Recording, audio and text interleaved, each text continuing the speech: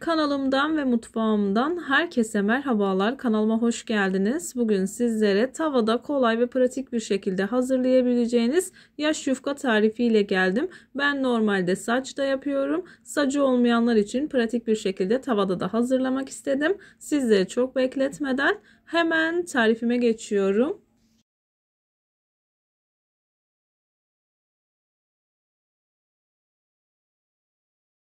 Tarifim için ilk olarak yoğurma kabıma 7 bardak un, kullandığım bardak ölçüsü 200 mililitredir. 1 tatlı kaşığı tuzumu ekledikten sonra 1 bardak kadar ılık su, yarım çay bardağı kadar da sıvı yağını ekledikten sonra unu alttan alarak yavaş yavaş hamurumu yoğurmaya başladım. Suyu azar azar ekleyerek güzel ve özlü bir hamuru yoğurmaya dikkat edin. İlerleyen dakikalarda ne kadar su kullandığımı sizlerle paylaşacağım. Videomu buraya kadar izlediyseniz her zaman olduğu gibi sizlerden ricam yoruma kalp olur, emoji olur veya tarifim hakkında farklı bir fikriniz varsa bunu da benimle paylaşabilirsiniz. Ayrıca videolarımı sevdiğiniz kişilerle de paylaşarak bana bu şekilde destek olabilirsiniz.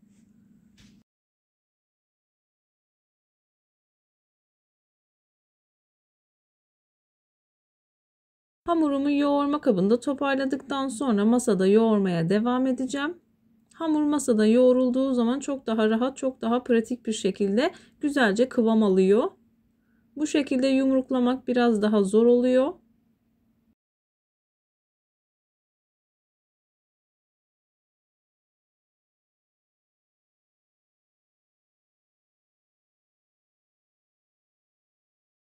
Hamurum toparlanmaya başladı. Yoğurma kabının kenarını da şöyle bir temizledikten sonra hamurumu masaya alıyorum. Toplamda 3 bardak kadar su kullandım. Suyu kontrollü bir şekilde eklemenizde fayda var. Hamurumuzun ele yapışmayan yumuşak kıvamda bir hamur olması gerekiyor. Masada yoğururken de nereden bakarsanız yarım bardak kadar unu azar azar ekleyerek hamuru özlü bir hal alıncaya kadar güzelce yoğurdum.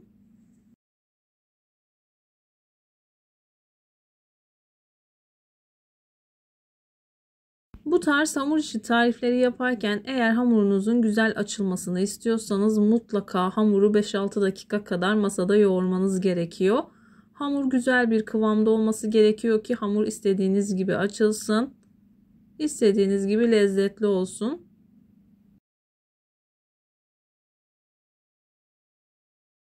Hamurumu toparladım. Hamurumu toparladıktan sonra buzdolabı poşetinin içerisine alıyorum. İsterseniz yoğurma kabına alıp üzerini poşetle de kapatabilirsiniz. Hemen poşetin içerisine alıyorum. Hava almayacak şekilde kapatıyorum. 20 dakika kadar dinlendirip tekrar hamurumu toparladıktan sonra bezelerimi hazırlamaya başlayacağım. Hamuru poşetin içerisinde bekletmemin sebebi daha güzel sakız kıvamını alıyor. Hemen sizlere yakından göstereyim.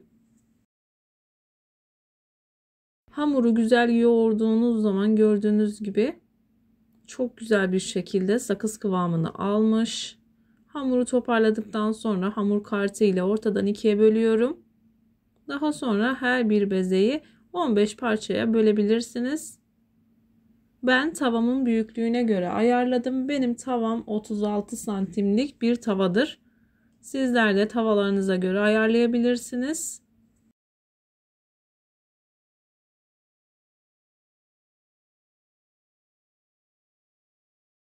Hamurumu ortadan ikiye böldükten sonra hamur kartı ile küçük parçalara bölüyorum. Bezeleri hazırlarken hepsinin eşit olmasına dikkat edin.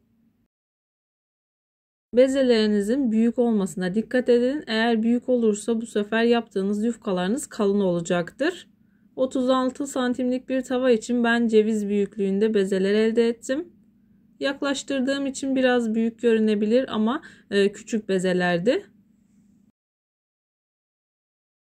Bezeleri bu şekilde hazırlarsanız daha sıkı ve güzel bezeler elde edersiniz. Hamur toparladıktan sonra avucunuzun içerisinde hafif bastırarak bu şekilde bezelerinizi hazırlayabilirsiniz.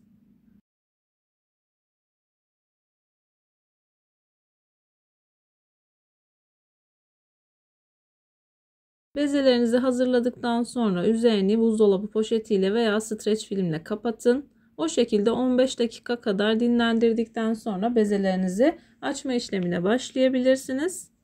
Hamurumun kıvamı gerçekten mükemmel olmuş. Bezelerimi hazırladım. Üzerini streçle kapatıyorum. 15 dakika kadar dinlendirip bezelerimi açmaya başlıyorum. Bezeleri onarlı olarak açacağım.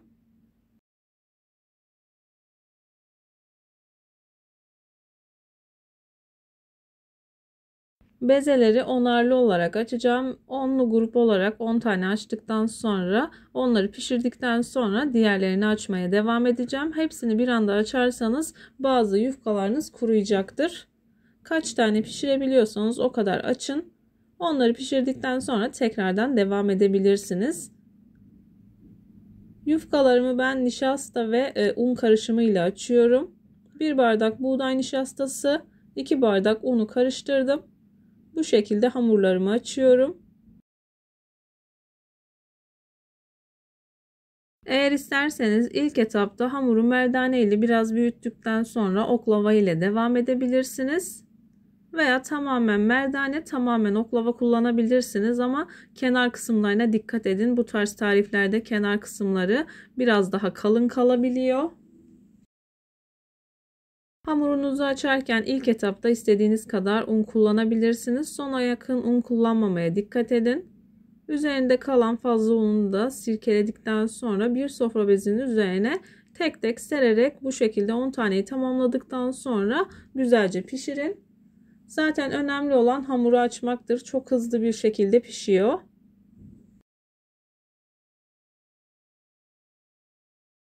Videolarımda yapmış olduğum tariflerin elimden geldiği kadarıyla püf noktalarını vermeye çalışıyorum. Ama yine de aklınıza takılan herhangi bir şey olursa yorumlara yazarsanız gördüğüm zaman sizlere dönüş sağlarım. Yine aynı zamanda videonun altındaki açıklama kısmına malzeme listesini tam not olarak ekleyeceğim.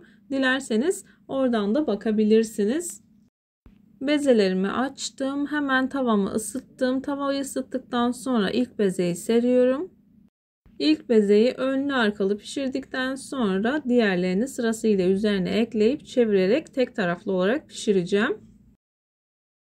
Ocağınızın yüksek ateşte olmasına dikkat edin. Eğer yetiştiremiyorsanız yüksek ateşin biraz daha altında olacak şekilde de ayarlayabilirsiniz. Hızlı pişirmeye dikkat edin. Eğer yavaş pişirirseniz bu sefer yaptığınız yufkalarınız kuruyacaktır ve kırılacaktır. O yüzden ben yüksek ateşte pişirmenizi tavsiye ediyorum. Hemen bu şekilde yufka kendini toparladı. Toparladıktan sonra üzerine yaş yufkayı seriyorum. 10-15 saniye içerisinde zaten pişiyor. Altının piştiğinden emin olduktan sonra çeviriyorum. Hemen üzerine diğer yaş yufkalardan bir tane seriyorum. Serdikten sonra yufkamı şöyle bir çeviriyorum. Hızlı bir şekilde çevirdim. Gördüğünüz gibi çok hızlı bir şekilde pişiriyorum. Kurumaması için bu çok önemli. İsterseniz lavaşlarınızı da bu şekilde hazırlayabilirsiniz. Ben çoğu kez lavaşlarımı bu şekilde hazırlıyorum. Gerçekten mükemmel oluyor. İlerleyen günlerde sizlerle lavaşlarımı da yakından paylaşacağım. Ayrıca birçok lavaş tarifine kanalımdan ulaşabilirsiniz. Açtığınız bazı yufkalar büyük gelebilir. Hiç sıkıntı olmuyor. Kenar kısımlarından zaten tavanın sıcaklığıyla onlar da kenardan pişiyor. Ama eğer küçük gelirse elinizle yavaş yavaş çekiştirerek hamurunuzu biraz daha büyütebilirsiniz. Hemen ilk grubumu tamamladım. Yakından göstereyim şöyle.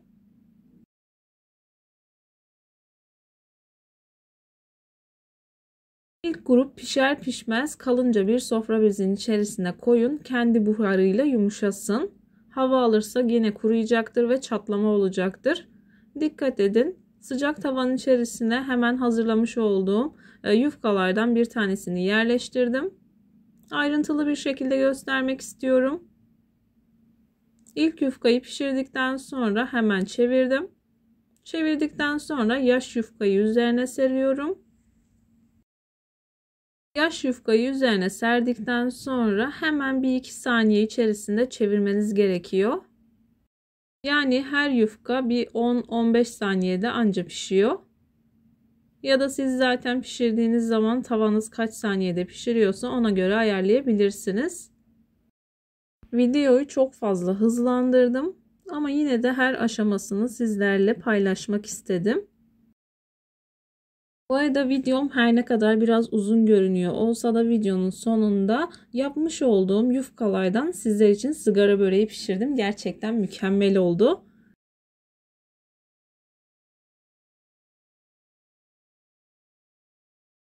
Hemen hızlı bir şekilde ikinci grubu da pişirdim. Sofra bezinin arasına alıyorum. Tamamen soğuduktan sonra diğer aşamalarıma geçeceğim. Hava almamasına dikkat edin, sertleşme olmasın. Sofra bezinin arasında bekleyen yufkalarımı bu şekilde çıkarttım. Suyun içerisinden geçiriyorum. Bekletmiyoruz. Sadece suyun içerisinden geçiriyoruz. Daha sonra sofra bezinin üzerine veya temiz bir çarşafın üzerine serebilirsiniz. Suyunu 2-3 dakika kadar süzdükten sonra toparlayacağım. Hemen sizlere yakından gösteriyorum. 3-4 dakika kadar bekledim. Daha sonra kuruduğundan emin olduktan sonra bu şekilde üst üste alıyorum. Bu işlemi 2 kere yapmanız gerekiyor ki yufkaların yapışmadığından emin olmak için. En üstteki yufkayı kenara koyup tekrardan diğer yufkaları üstüne dizebilirsiniz. Hemen hızlı bir şekilde sizlere yufkalarımı yakından göstermek istiyorum. Gerçekten incecik oldular. Gerçekten bu tarif size dışarıdaki yufkaları aratmayacak. Hatta onlardan daha güzel, daha lezzetli oluyor. Yufkaların yumuşaklığını sizlerle yakından paylaşmak istiyorum. Aklınızda herhangi bir soru işareti kalmasın. Yufkaları bu şekilde tek tek katlıyorum. İsterseniz katlı olarak, isterseniz sararak kaldırabilirsiniz. Gerektiği zaman yeteri kadar çıkartıp oda sıcaklığında beklettikten sonra yufkalarınızı kullanabilirsiniz.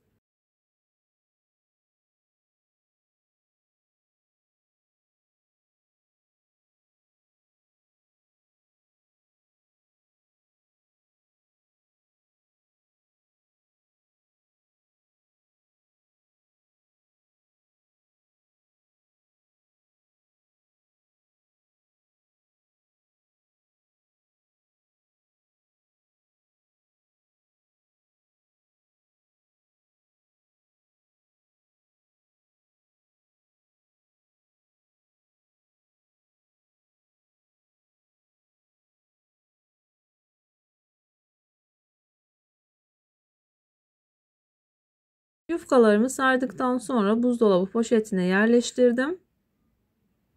Daha sonra dondurucuya kaldırıyorum. Hemen hızlı bir şekilde sigara böreğinin yapımına geçiyorum. Sigara böreği için hazırladığım yufkalardan 4 tanesini rulet yardımı ile 4'e bölüyorum. İç malzemesi olarak ben peynir kullandım. İsterseniz maydanoz da kullanabilirsiniz. Hızlı bir şekilde sardıktan sonra kızartma işlemine geçiyorum.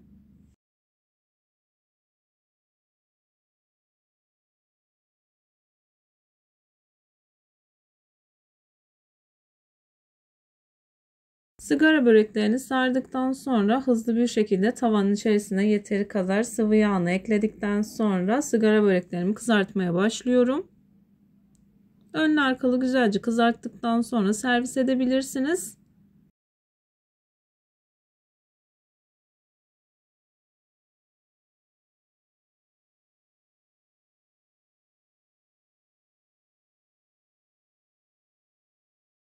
Sizler böreklerin güzelliğini izlerken bu arada ben de videonun sonuna gelmek üzereyim. Sizlere veda edeyim. Bir videonun, bir tarifin daha sonuna geldim. Umarım tarifi izlerken sıkılmamış, aksine keyif almışsınızdır.